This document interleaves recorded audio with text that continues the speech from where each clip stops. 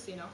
I think when I first got to the legislature, I was really kind of concerned about the expansion of gambling, because I worked at a casino when I was in college, and it's pretty sad sometimes when you see when I could tell you the names of 10 people on the slot machine, and they're putting, instead of eating, they're putting their last quarter in. So it breaks my heart to see people that are gambling addicts. However, people have options to go and gamble, and people that are gambling gambling addicts are going to the casinos, and they're going to casinos that aren't paying any state revenue. Other states have renegotiated the compacts they've made earlier. California, we have a situation here where we get no taxes and we get no competition, which is not good for the state. So, in my opinion, I agreed with what the governor wanted to do when he first came in. I think that either we should reopen the compact where the tribes should pay taxes, or we should open up for competition and not just say, oh, we're going to do this and never do it. I think then we should open it up for competition and have a casino and look at other things because of some of that state money. Well, they're telling us it's a $3 billion industry. I mean, and does anybody realize how much $3 billion is? And 70% of the people in Minnesota, from what I read, are open for. Well, there have been bills introduced. They haven't come before me, but my intention at this point would be to support that. I've really changed my thinking a lot on the revenue, because I just don't think it's right that we have a monopoly and we're not getting any taxes.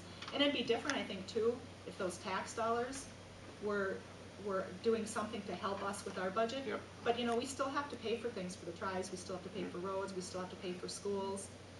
They're still getting our tax dollars, so they're a sovereign country, except for when it comes to our tax dollars. So they want to be sovereign, but then they want their own money. But and the other thing is, it's the tribes that there's some tribes that are rich and they're sending checks to their members.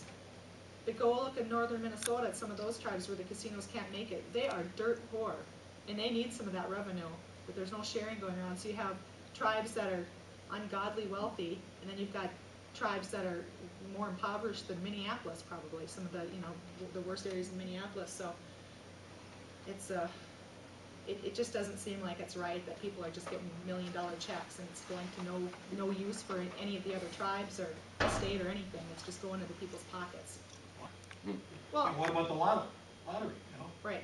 Well, the state runs it. That's gambling. And the other so thing what's the is, difference with the casino? Well, the other thing, it doesn't have to be a state-run casino. No. It can be private sector, because we get the point is we get the tax revenue if it's a private sector. So there's nothing that says the state has to run the casino. It can be, there are plenty of private individuals who would love to open up that. So I'm open to. I think there's going to be a bill that's to be introduced here soon, and it wasn't concerning a casino. I think it was concerning a whole new facility, and that facility was like $500 million. And the question was how long would it take to recoup that? Have you heard anything about a new facility, like downtown or something like that? Probably, because there's different ideas that I'm hearing that have been bounced around. The one probably closest that I've heard is I know that there's a bill that's gotten some press that would have some type of a casino that would pay for a new Viking stadium, so that revenue would just go to pay for a stadium. I read that one too, yeah. Yeah, so that may be what you're thinking of, and I'll have to give it more thought. I haven't read the bill, but